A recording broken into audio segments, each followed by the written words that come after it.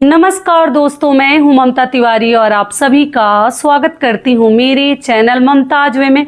कैसे हैं आप सब? तो ये बताने के लिए कमेंट बॉक्स में जय माता दी हमेशा की तरह जरूर लिखे।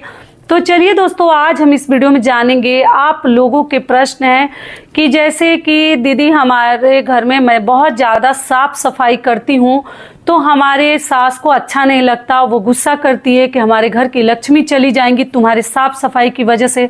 तो क्या हमें करनी चाहिए या नहीं करनी चाहिए? दूसरी चीज़ क्या है दीदी, घर में लड्डू गोपाल जी को रख सकते हैं, शिवलिंग क्या रख सकते हैं? और भी कुछ आप लोगों का प्रश्न है कि जैसे बेबी हुआ है तो घर में किसी का तो पूजा कितने दिन बाद करनी चाहिए। तो हर प्रकार की महत्वपूर्ण बातें आज हम इस वीडियो में जानेंगे। तो आप लोग बने रहिए मेरे साथ मेरे चैनल पर। अगर आपको मेरा वीडियो पसंद आता है तो प्लीज़ आप मेरे चैनल को सब्सक्राइब कर दीजिएगा, बेल आइकन को प्रेस कर दीजिएगा, जिससे कि मेरे वीडियो के नए नोटिफिकेशन आप सभी के पास सबसे पहले पहुंचे। तो चलिए वीडियो को शुरू करते हैं। सबसे पहले दोस्तों आपको बता दूं शिवलिंग। तो देखिए, कुछ लोग अपने घर में शिवलिंग रखते हैं तो सही बात है, कुछ लोग रखते हैं तो ठीक है, आप रखते हैं तो रख सकते हैं। बहुत सारे लोग जैसे सावन में शिवलिंग की पूजा करते हैं, इस वजह से घर में शिवलिंग रखते हैं, मंदिर प्रतिदिन नहीं जा पाते हैं तो आप चाहे तो मिट्टी से भी शिवलिंग बनाकर पूजा कर सकती हैं। और आप ऐसा नहीं कहूँगी कि मत रखिए, लेकिन देखिए शिवलिंग अगर आप रखते हैं, लड्डू गोपाल जी को रखते हैं तो उनकी पूजा थोड़ा अलग ही तरीके से, बहुत ही विधि विधान से करनी चाहिए। नियम तो यही है, लेकिन जितना लोगों के पास समय रहता है वो लोग उतना ही समय देते हैं। अभिषेक हमें जरूर करनी चाहिए प्रतिदिन अगर हो सके तो। इस वजह से लोग मतलब घर में शिवलिंग और लड्डू गोपाल जी को नहीं रखते हैं, क्योंकि उनका सेवा अलग तरीके से ही किया जाता है। तो अगर मान लीजिए आपके घर में है तो कोई बात नहीं, आपसे जितना बन पड़ता है आप लोग मतलब उसी विधि से पूजा कीजिएगा। मान लीजिए प्रतिदिन दूध से अभिषेक नहीं कर पाते, गंगा जल से नहीं कर पाते, ठीक है, जितना ही आपसे होता है उतना ही कर लीजिएगा।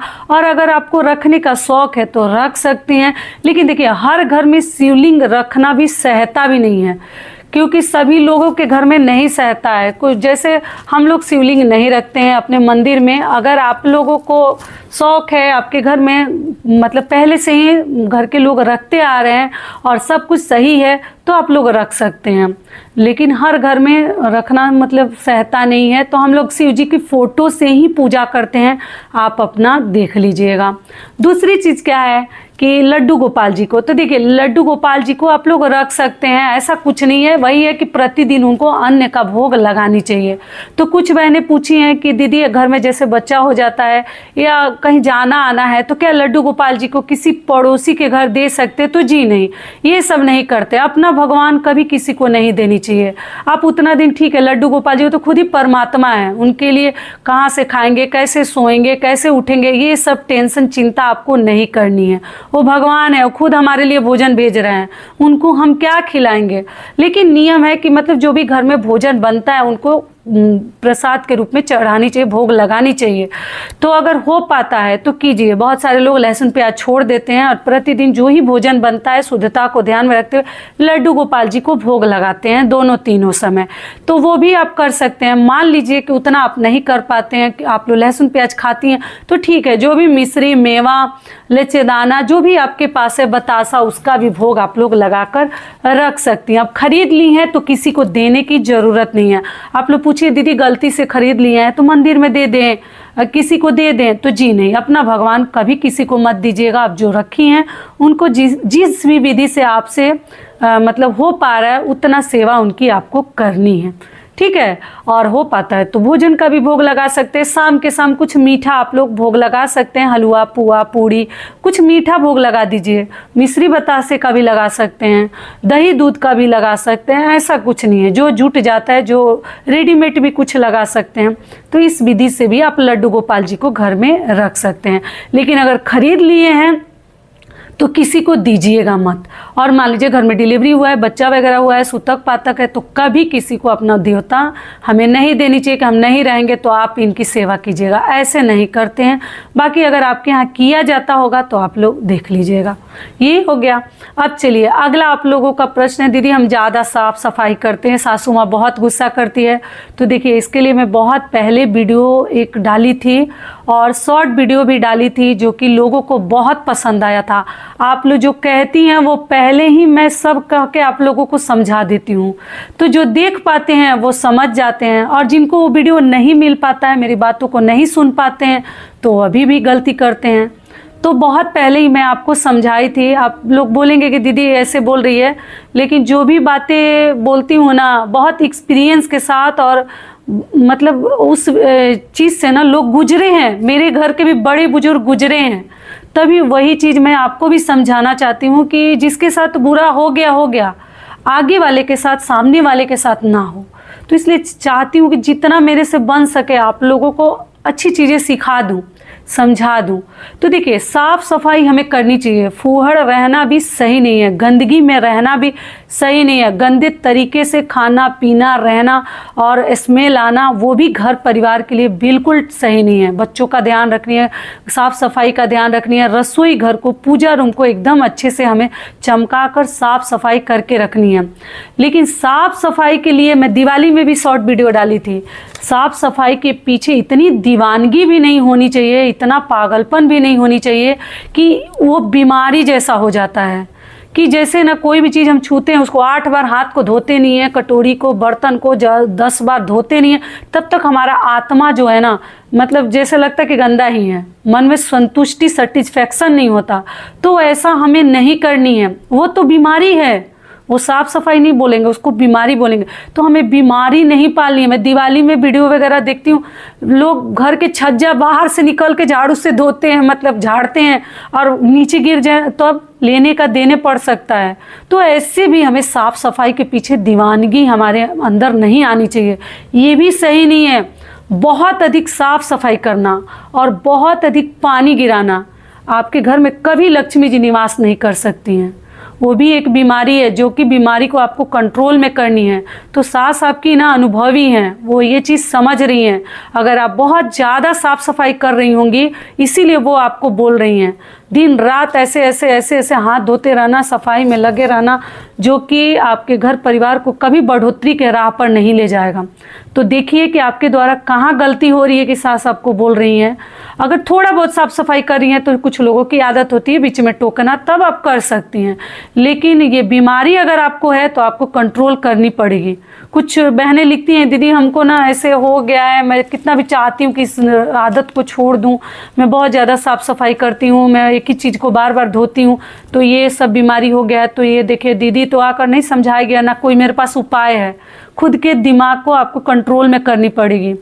इसके लिए मेरे पास कोई उपाय नहीं है। आप लोग बहुत सारे उपाय पूछते हैं, देखिए जो भी उपाय है ना, मैं यूट्यूब पे समझा चुकी हूँ, बता चुकी हूँ, और आगे मेरे पास और कोई उपाय नहीं है कि आप लोगों के इस प्रकार के उपाय से मैं आपको बचा सकूँ, कह सकूँ। और क्या होगा ना, सफाई करते करते, इतना ज़्यादा काम करते करते आपका हेल्थ इशू भी हो जाएगा, बहुत सारी प्रॉब्लम्स खड़ी हो जाएंगी, तबीयत खराब रहने लगेगा। सफाई ज़रूर कीजिए, लेकिन लिमिट में कीजिए। ऐसा नहीं कि दिन रात धोते पोछते मांजते में घर की लक्ष्मी को भी धो मांज दें। तो इसलिए हमें सब चीज़ का ना एक लिमिट है, एक सीमा है, एक दायरा है, उसके अंदर ही हमें कार्य करनी है। उससे बढ़ चढ़कर नहीं करनी है कि हम तो बहुत सफाई वाले हैं ना, ऐसा भी सफाई हमें नहीं करनी है, लेकिन गंदा भी नहीं रहनी है। ठीक है, दोनों सही नहीं है। ये क्लियर हो गया। और इससे पहले दोस्तों, अगर आपको मेरा वीडियो पसंद आता है तो एक छोटी सी लाइक ज़रूर कर दीजिएगा और चैनल को सब्सक्राइब कर दीजिएगा, पहली बार आए हैं तो, क्योंकि आपकी एक छोटी सी लाइक से हमें बहुत अधिक हिम्मत और प्रेरणा मिलती है। तो ज़रूर कीजिएगा। और आप लोग मुझे इंस्टाग्राम पे भी फॉलो कर सकते हैं। ठीक है, तो चलिए आगे। आप लोगों का एक और प्रश्न है कि दीदी, जैसे कि हमारी काम वाली जैसे पोछा लगाती है तो कहती है कि हम अंदर आएंगे तो पैर हमारा जैसे गंदा हो जाएगा, तो इसलिए ना अंदर की तरफ से ही पोछा लगाकर बाथरूम में जाती है। बिल्कुल गलत है। घर गंदा रहेगा चलेगा, कोई बात नहीं, इतना भी गंदा नहीं हो रहा है, लेकिन उल्टा पोछा और उल्टा झाड़ू, यूट्यूब पर आई तब से आप लोगों को समझा रही हूँ, काम वाली के चक्कर में ना पड़ें, वो उसको गंदा होने दीजिए, लेकिन उल्टा झाड़ू और उल्टा पोछा कभी मत मरवाइएगा, जो कि आपके घर परिवार के लिए मतलब बिल्कुल शुभ नहीं है, बिल्कुल सही नहीं है। कैसे बताऊँ, कभी मत कीजिएगा। बोलिएगा कि नहीं, पोछा लगा के आप बाहर निकल जाओ, झाड़ू लगा के बाहर निकल जाओ। हाँ, कुछ घरों में देखती हूँ वो लोग बोलते हैं ना कि उल्टा कर लेंगे क्योंकि पैर से आऊँगी वापस तो गंदा हो जाएगा। तो ठीक है, गंदा होगा आप वहाँ पर एक मैट रख दीजिए, लेकिन कभी भी बोलिएगा कि बाहर ही निकले और पोछा लगाया हुआ और झाड़ू का लगाया हुआ कचरा वगैरह रोड वगैरह पे कभी ना फेंकें। संभाल कर किसी कोने में आपको डाल देनी चाहिए, क्योंकि घर का पोछा लगाया हुआ पानी वगैरह ना लांघने से भी आपके घर परिवार के लिए भी अच्छा नहीं है। बच्चे लांघेंगे या आस पड़ोस के लोग भी, तो थोड़ा उसको सही से बाथरूम में या तो गिरा दीजिए कोने में लाकर, या आप जैसे बाहर में कहीं मिट्टी में कोने में डाल दीजिए। पौधा वगैरह में भी नहीं डालते हैं, ये तो आप लोग जानते होंगे। लेकिन उल्टा पोछा कभी मत मरवाइएगा, जो कि बिल्कुल सही नहीं है। घर गंदा है चलेगा, लेकिन हमें उल्टा पोछा करके अंदर नहीं आनी है। बहुत सारी चीज़ें मैं बता चुकी हूँ, फिर भी आप लोगों के द्वारा कहीं ना कहीं गलती हो ही जाती है। अगला आप लोगों का प्रश्न है, दीदी नमक खाकर तो पूजा नहीं कर सकते, तो नाश्ता कैसे कर सकते हैं? तो हेल्थ भी तो ख़राब नहीं कर सकते हैं। अगर 11:30 बजे तक, मैं बोली थी कि 11 बजे 11:30 बजे तक आप लोग पूजा अगर करती हैं और उस समय तक आप खाली पेट रहती हैं, कुछ नहीं खाती हैं, तो बहुत सारे बीमारी के भी आप शिकार हो जाइएगा। अभी नहीं पता चल रहा है, लेकिन 1-2 साल में ना आपको गैस का प्रॉब्लम और भी बहुत सारी बीमारियां हमें पता भी नहीं चलता और हमें पकड़ लेती हैं।